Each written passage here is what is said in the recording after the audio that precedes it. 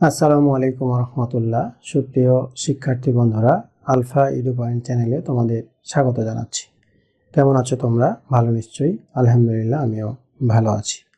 আজ আমি তোমাদের সপ্তম শ্রেণীর গণিত বিষয়ের তোমাদের মূল বইয়ের অনুশীলনী 1.2 15 পৃষ্ঠায় এই অনুশীলনীর অঙ্কগুলো সমাধান করে দেখানোর চেষ্টা করব ইনশাআল্লাহ। এর পূর্বের ভিডিওতে আমি 1.2 এর কাজ শিরোনামের যে অঙ্কগুলো ছিল সেই অঙ্কগুলো সমাধান করে দেখিয়েছিলাম। আশা করি তোমরা সেই ভিডিওগুলো দেখেছো এবং অঙ্কগুলো বুঝতে পেরেছো। আর যারা নতুন তারা আমার চ্যানেল থেকে পূর্বের ভিডিওগুলো দেখে আসতে পারো, তাহলে তোমাদের জন্য বুঝতে সুবিধা হবে। আর নিয়মিত ভিডিও পেতে আমার চ্যানেলটি সাবস্ক্রাইব করে বেল আইকনটি অন রাখতে পারো, তাহলে যখনই আমি নতুন কোনো ভিডিও আপলোড দিব তখন তুমি নোটিফিকেশন পেয়ে যাবে। আর যারা অলরেডি সাবস্ক্রাইব করেছো তাদেরকে অসংখ্য ধন্যবাদ। তো শিক্ষার্থী বন্ধুরা, আজকে আমরা 1.2 এর দেখো এখানে প্রথমে কিছু অঙ্ক, এখানে বহু নির্বাচনী প্রশ্ন দেওয়া আছে। অনুশীলনের 1 নম্বরে আছে, দেখো 1 নম্বরে আছে হলো যে 289 নিচে 361, 289 নিচে 361। তো কয়ে এটার উত্তর দেওয়া আছে, উপরে 13 নিচে 19, ক্ষয়ে আছে নিচে 19 উপরে 17, গয়ে আছে 13 উপরে 19, আর ঘয়ে আছে নিচে 17 উপরে 19। আসলে কোনটা সঠিক উত্তর হবে? খ নাম্বার হবে। কেননা তোমরা ছক থেকে জানো যে এইটাকে যদি আমরা বর্গমূল করি, এটাকে বর্গমূল করলে এই 17 গুণ 17, এটাকে যদি 17 দিয়ে গুণ করি আর এটা যদি 19 দিয়ে গুণ করি 19, তাহলে আমরা পাবো হলো এই 17 আর নিচে হলো 19। এটা আছে হলো খ নাম্বারে, তাহলে একের সঠিক উত্তর হলো খ। এখন তোমরা বলতে পারো যে এটা হঠাৎ করে আমরা এভাবে কিভাবে বুঝবো বা পেয়ে গেলাম। তোমরা কিন্তু যখন এই 1.1 শুরু করেছিলে, অর্থাৎ তোমাদের যে ছকটা ছিল 1-এর বর্গমূল কত, 2-এর বর্গমূল কত, হ্যাঁ এইভাবে ছিল, একটা ছক ছিল, সেখানে 20 পর্যন্ত ছিল। তো 17 এটাকে বর্গমূল করলে 17 হয়, অর্থাৎ এটাকে বর্গ করলে এটা হয়, এটাকে বর্গ করলে এটা হয়, এটা তোমরা পড়েছো। সুতরাং এই দুটা আবার যে জানা সংখ্যা যে 17 বর্গ, এটার বর্গমূল 17, এটার বর্গমূল 19। সুতরাং এই 19 ভাগের 17 ভাগ, অর্থাৎ ক্ষয়ে যে উত্তরটা আছে সেটাই সঠিক উত্তর। এরপরে 2 নম্বরে দেখো, 2 নম্বরে আছে এখানে 1.1025, এটাকে বর্গমূল করলে কত হবে? উত্তর আছে হলো ধরো 1.5, 1.005, আর 1.05 এবং 0.05। তাহলে আমরা যদি এটাকে বর্গমূল করি, দেখো কত পাই। এদিক থেকে দাগ দিতে হবে 2টা, এখান থেকে 1টা, অর্থাৎ এদিক থেকে দশমিকের এদিক থেকে শুরু করতে হবে, আর দশমিক থেকে ওইদিকে হলে এদিক থেকে শুরু করতে হবে জোড়া। এটা আমরা আগে শিখেছি। তো একবার যায়, দেখো একবার, তাহলে এখন এটা নামাইলাম কত?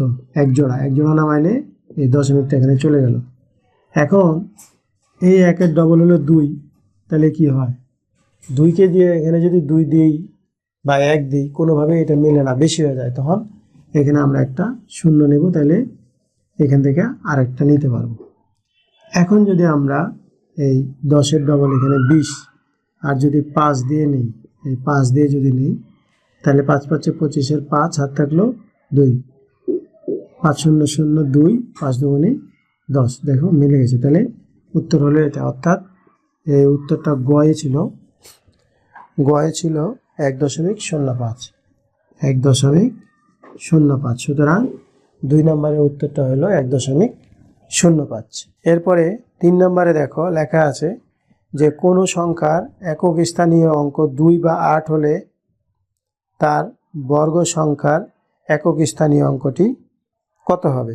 2 বা 8, দেখো 2 এখানে 8, তাহলে এটাকে বর্গ যদি করি, এটাকে যদি বর্গ করি, এটাকে বর্গ করলে কত হবে 4, আর এই 8কে যদি বর্গ করি তাহলে কত হবে 64। বলছে 2 বা 8কে বর্গ করলে বর্গ সংখ্যার যে এককের স্থানীয় অঙ্কটা সেটা কত হবে। হ্যাঁ, উত্তর দেওয়া আছে 2, 4, 6 নাকি 8। তাহলে দেখো তো একক, এইটা তো একটাই, তাহলে এককে কত পাচ্ছি 4 পাচ্ছি। একক দশক, তাহলে আমরা পাচ্ছি এখানে এককে 4। তাহলে সঠিক উত্তরটা হলো এখানে ক্ষয় আছে, তাহলে সঠিক উত্তরটা হলো খ, এই 4। যদি বলতো যে দশক স্থানীয় অঙ্ক কত হবে, তাহলে এটা তো দশক স্থানীয় অঙ্ক নাই, 0, কিছুই নাই, এটা হলো 6, তাহলে তখন 6 হতো। যাই হোক, যেহেতু বলছে একক স্থানীয় অঙ্ক, তাহলে একক স্থানীয় অঙ্ক এটাও 4, এটাও 4, তাহলে 2 এবং 8-এর বর্গ মূল করলে লেখা আছে কোনো সংখ্যা একক স্থানীয় অঙ্ক 2 বা 8 হলে তার বর্গ সংখ্যার একক স্থানীয় অঙ্কটি কত। এই একক স্থানীয় অঙ্কটি হলো এই 4। এটি ছিল 3 নং অঙ্কের উত্তর। এরপরেরটা দেখো, এই 4 নাম্বার। 4 নাম্বারে কি আছে? 4 নাম্বারে আছে হলো 3 গুণ 7 গুণ 5, 3 গুণ 7 গুণ 5 গুণ 7 গুণ 3 গুণ 3, এইটা দেওয়া আছে। এটা দিয়ে লেখা আছে কি, এতকে কত দ্বারা গুণ করলে, গুণ বা ভাগ করলে গুণফল বা ভাগফল পূর্ণবর্গ সংখ্যা হবে। তোমরা জানো যে জোড়া যদি না থাকে সেটাই হলো গুণফল বা ভাগফলের পূর্ণবর্গ সংখ্যা হবে। যেমন ধরো এখানে 7 7 জোড়া আছে, এক জোড়া, 3 3 জোড়া আছে, 5-এর কোনো জোড়া নেই, তাহলে এটাও জোড়া আছে, এটাও জোড়া আছে, 5-এর কোনো জোড়া নেই, 5। তাহলে 5 দিয়ে গুণ করলে পূর্ণবর্গ হবে, 5 দিয়ে ভাগ করলেও পূর্ণবর্গ হবে। দেখো এটাকে 5 দিয়ে গুণ করলে পূর্ণবর্গ হবে, আবার যদি 7 গুণ 7 গুণ 3 গুণ 3 গুণ 5 এটাকে ভাগ করলাম 5 দিয়ে, এটা কেটে গেল, তাহলে কি হলো, এটা পূর্ণবর্গ হলো না, এটা জোড়া আছে পূর্ণবর্গ। তাহলে 4 নম্বরে এখানে দেওয়া আছে এই সংখ্যাটাকে কত দ্বারা গুণ করলে বা ভাগ করলে পূর্ণবর্গ সংখ্যা হবে। তাইলে উত্তরটা কয় আছে 3, ক্ষয়ে আছে 5, গয়ে আছে 7, ঘয়ে আছে 11। তাহলে সঠিক উত্তরটা হলো খ, কারণ ক্ষয়ে আছে হলো 5। সঠিক উত্তরটা হলো খ, 5 নম্বর। এটা 4 নম্বরের উত্তর। এরপরে দেখো 5 নাম্বার। 5 নাম্বারে বলছে যে নিচের কোনটি অমূলদ সংখ্যা। অমূলদ সংখ্যা, তাহলে কয়ে দেওয়া আছে হলো, কয়ে আছে বর্গমূল 2, ক্ষয়ে আছে বর্গমূল 9, গয়ে আছে বর্গমূল 16, ঘয়ে আছে বর্গমূল 25।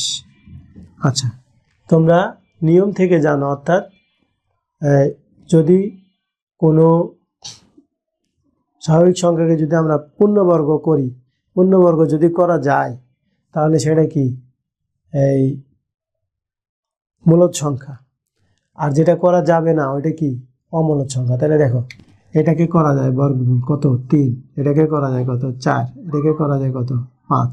তাহলে এই 3টাকেই করা যায়, কোনটাকে করা যায় না, ক করা যায় না। তাহলে প্রশ্নটা কি বলছিল, নিচের কোনটি অমূলদ সংখ্যা। তাহলে এই √2 হলো অমূলদ সংখ্যা, অমূলদ সংখ্যা, এই √2 হলো অমূলদ সংখ্যা। সুতরাং এই 5-এর উত্তর হলো ক। কিভাবে বুঝবা, ওই যে বললাম যে পূর্ণবর্গ করা যাবে না, এই নিয়মটা মনে রাখলে হবে। আরও 2-3টা নিয়ম তোমাদের বলছি এর পূর্বের ভিডিওতে। তো যাই হোক, আমি এখানে আজকে এই বহু নির্বাচনী প্রশ্ন এখানে 5টা আছে, এই 5টার আমি আজকে সমাধান করে দেখালাম। নিশ্চয়ই তোমরা ভিডিওটি দেখেছো এবং বুঝতে পেরেছো।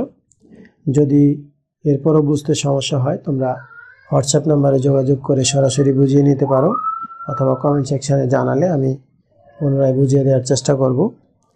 আজ এই পর্যন্তই, কথা হবে পরবর্তী ভিডিওতে। সেই পর্যন্ত মহান আল্লাহ তাআলা আমাদের সকলকে ভালো রাখুন। আল্লাহ হাফেজ। আসসালামু আলাইকুম ওয়া রাহমাতুল্লাহ।